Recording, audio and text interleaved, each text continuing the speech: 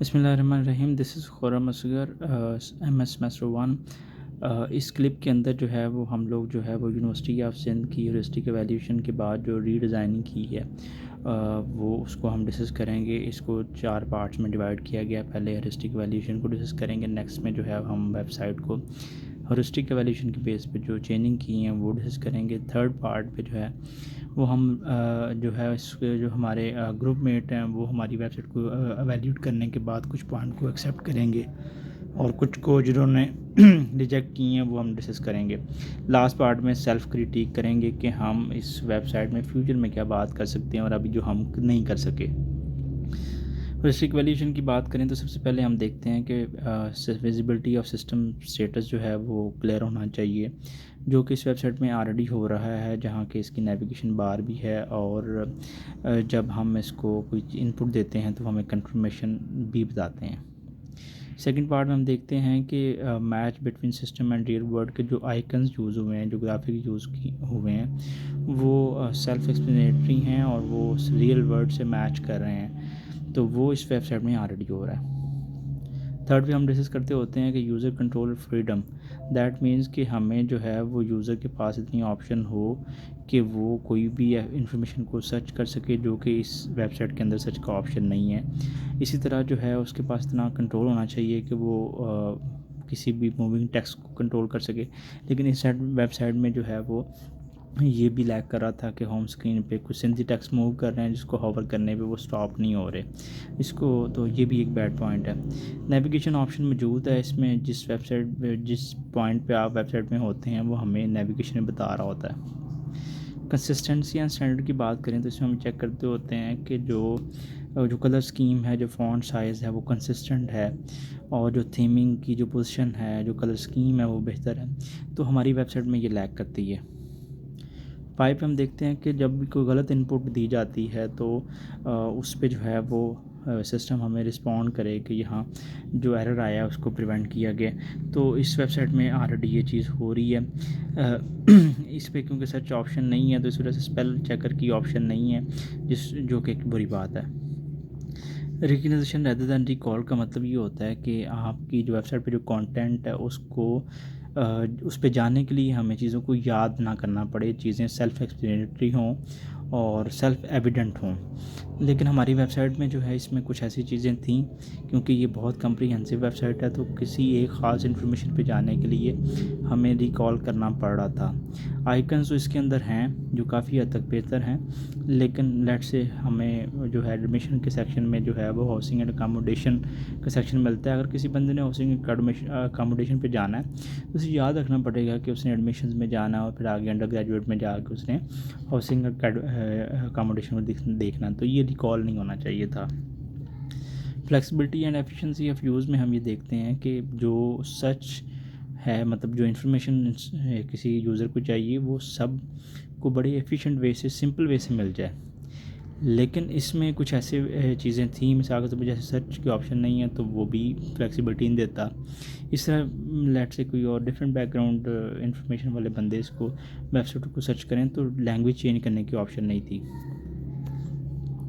Aesthetic and minimalistic design का मतलब ये है कि जो डेटा वहाँ है, जो डिज़ाइन वहाँ है वो बड़ा सिंपल और टू द पॉइंट होना चाहिए। वहाँ डेटा जो है वो बहुत ही कंसाइज फॉर्म में होना चाहिए, लेकिन यहाँ डेटा बहुत ज़्यादा नॉइजी है।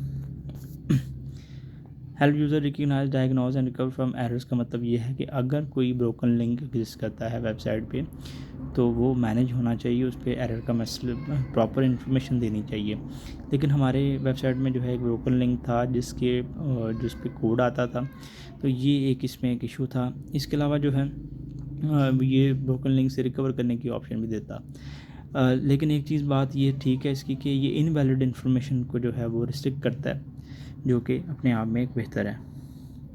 हेल्प एंड डॉक्यूमेंटेशन का मतलब ये है कि जो फ्रीक्वेंटली आस्क्ड क्वेश्चन का सेक्शन है वो इसमें कैटर हो, और इसके अलावा जो है अगर लेट से किसी को किसी ख़ास चीज़ के बारे में इंफॉर्मेशन चाहिए तो उसके बारे में इंफॉर्मेशन प्लस उसका कॉन्टैक्ट पर्सन, उसकी गाइडलाइन कोई वीडियो ट्यूटोरियल की शक्ल में या टैक्स के हवाले से होनी चाहिए, लेकिन वो भी इस वेबसाइट में अच्छे से मैनेज हो रहा है कि हर फैकल्टी में जाके उनके सारे डीन और डायरेक्टर्स की डिटेल आ रही है, जिसमें इसको हेल्प लेना आसान है। अच्छा, इसकी ह्यूरिस्टिक वैल्यूएशन की बात करें तो उसके बाद हम लोगों ने कुछ पॉइंट बनाए हैं कि जो बहुत ज़रूरी हैं। सर्च की ऑप्शन मस्ट है, इतनी कम्प्रीहेंसिव वेबसाइट है, उसमें सर्च ऑप्शन होनी चाहिए। सिविलिटी लेवल 4 है जिसको मस्ट चेंज करना है, हमने इसमें ये चीज़ एडिशन करनी है। इसी तरह थीम एंड कंसिस्टेंसी जो है वो हमने सेम करनी है, क्योंकि इसी 1 पेजर वेबसाइट है, हर सेक्शन में इसका कलर ही मुख्तलिफ हो जाता है, तो इसको भी सिविलिटी लेवल 3 पर रेट करके चेंज करना है। ब्रोकन लिंक जो है मस्ट मैनेज करना सिविलिटी लेवल 4 है। अच्छा, इसमें ये इशू आ रहा है कि एडमिशन में कम्प्रीहेंसिव डिटेल होनी चाहिए फैकल्टी की, डिपार्टमेंट की, और कौन कौन से जो है वो डिसिप्लिन ऑफ़र हो रहे हैं, लेकिन ये एडमिशन में एक स्टैटिक पेज को यूज़ कर रहे हैं जो कि बहुत ही अनप्रोफेशनल है और बहुत मुश्किल है। सिविलिटी लेवल 4 पे इसको भी चेंज करेंगे।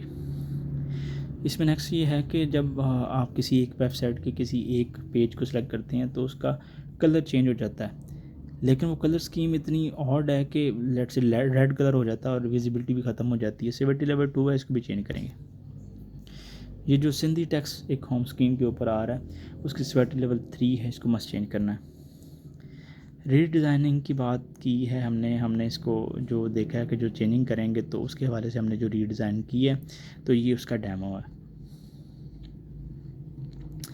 ये हमने जो है वो जी होम पेज को इसको जो है वो चेंज किया हुआ है, और ज़्यादा से ज़्यादा जो इसके सिस्टम में इस वेबसाइट में चेंजिंग हो रही है बेसिकली इसके होम पे, क्योंकि ये एक 1 पेजर वेबसाइट है, इसके डिफरेंट सेक्शंस हैं एक ही पेज पे, तो जो ज़्यादा चेंजिंग है डिज़ाइनिंग की और सिस्टम की वो इसी पेज पे हैं। मिसाल के तौर पर सबसे पहले जो हमने चेंज किया है वो है इसका सर्च ऑप्शन। हमने, क्योंकि ये कम्प्रीहेंसिव वेबसाइट है, सर्च हमने डालनी थी तो ये हमने टॉप पे डाल दी है। नेक्स्ट इसमें हम लोगों ने जो है वो लैंग्वेज चेंज करने का ऑप्शन डाला है। लेट्स से मैंने उर्दू पे क्लिक किया है तो ये वेबसाइट का जो है वो ये उर्दू में कन्वर्ट हो जाएगी। ये इसका एक डेमो है जी।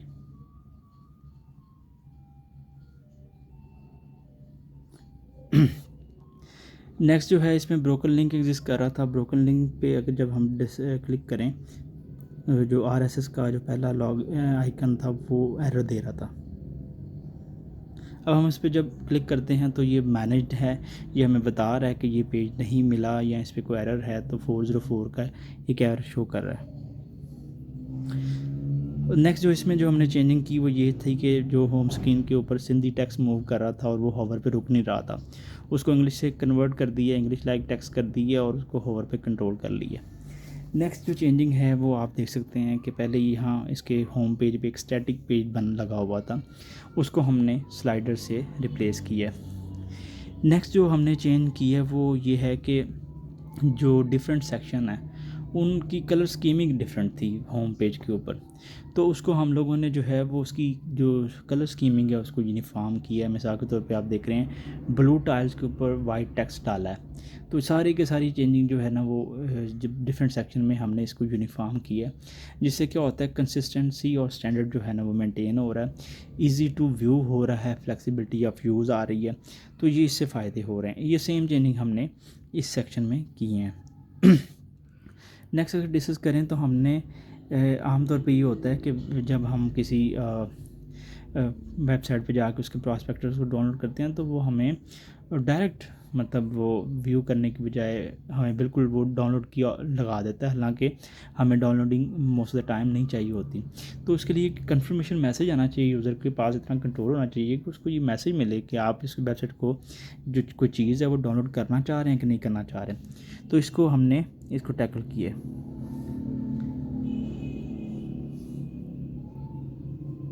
ये प्रॉस्पेक्टस पे मैंने क्लिक किया तो ये हमें ये पूछ रहा है कि आप इसको डाउनलोड करना चाहते हैं कि नहीं करना चाहते, तो इसको इस तरह मैंने किया गया।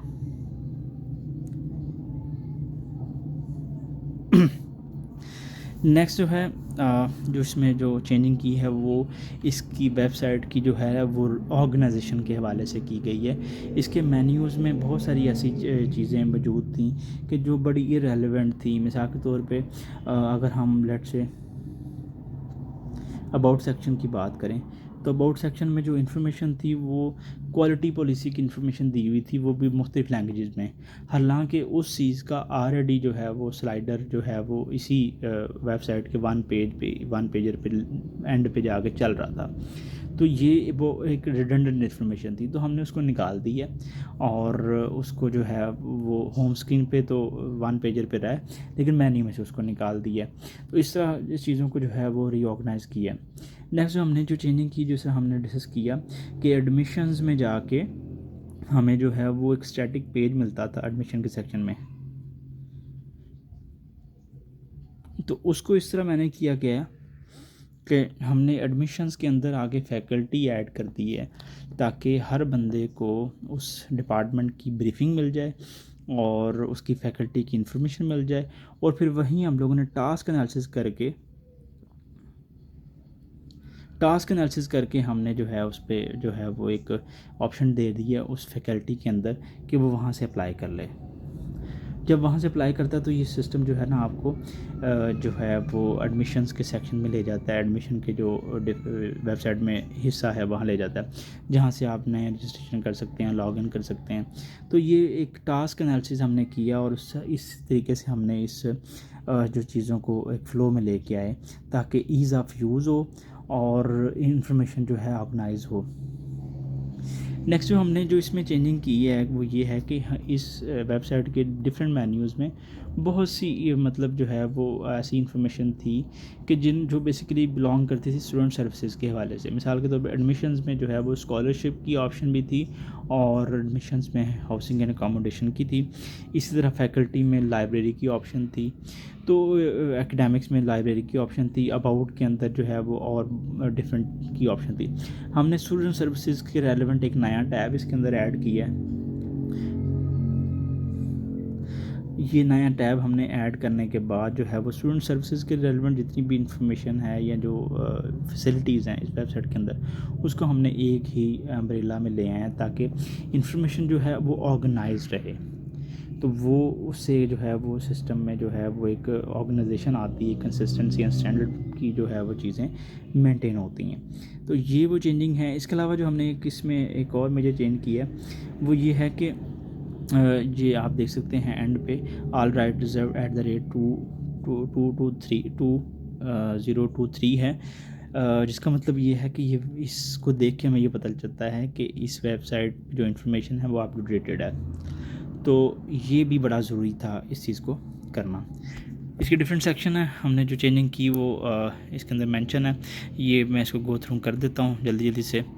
और नेक्स्ट हम जो इस पॉइंट पे आगे वो था कि लाइक जो हमारे ग्रुप मेट ने इसको एवेल्यूएट किया तो उसने क्या रिस्पांस दिए हैं मेरी चेंजिंग पे। तो वो उसने सारे के सारे ही तकरीबन जो है पॉइंट्स हैं, सर्च बार ऑप्शन ऐड करने का, सिंधी लैंग्वेज को रोकने का, थीम कंसिस्टेंसी का, लैंग्वेज चेंज करने का ऑप्शन, इंफॉर्मेशन को ऑर्गेनाइज करने का, ब्रोकन लिंक को मैनेज करने का और होवर डालने का, सारे के सारे चीज़ों को उन्होंने एक्सेप्ट किया सिवाय एक की कि जो मैंने स्लाइडर ऐड किया उसको उन्होंने रिजेक्ट किया कि उनकी ये उसका ऑप्शन मतलब पॉइंट ऑफ व्यू है कि क्योंकि इन्फॉर्मेशन बहुत ज़्यादा है, तो जब इन्फॉर्मेशन ज़्यादा हो तो ग्राफिक्स रिच यूज़ नहीं कर सकते, उससे वेबसाइट की लोडिंग में मसला आता है। तो आई एक्सेप्ट के बिल्कुल इतना ज़रूरी नहीं है ये स्लाइडर को ऐड करना। नेक्स्ट जो चीज़ उन्होंने जो रिस्पांस दिया है मेरी वेबसाइट पे जिसको मैंने नॉट एक्सेप्ट किया, दैट मीन्स के उन्होंने रिजेक्ट किया है कि जो लास्ट अपडेट इन्फॉर्मेशन है वो इतना ज़रूरी काम नहीं था।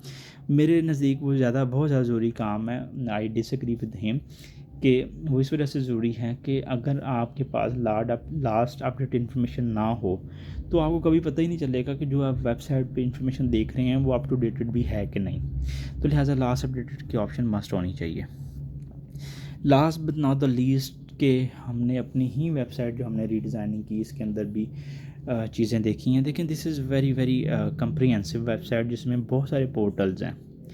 तो इसमें इंफॉर्मेशन बहुत सारी थी लेकिन इसमें ऑर्गेनाइजेशन का मसला था।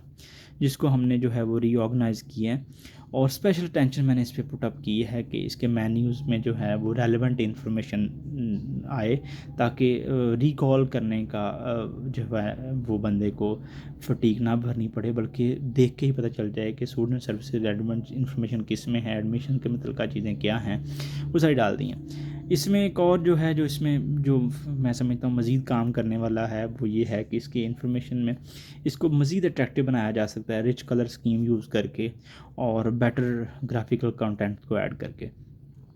नेक्स्ट जो इसमें और चीज़ बेहतर की जा सकती है वो ये है कि हमें जो डेटा जितना भी है उसको रिफ़ाइन करना चाहिए, कंसाइज़ करना चाहिए, क्योंकि इसमें नॉइसी डेटा बहुत है, तो वो रिफ़ाइन जो है इसको करने का ऑप्शन है। Thank you.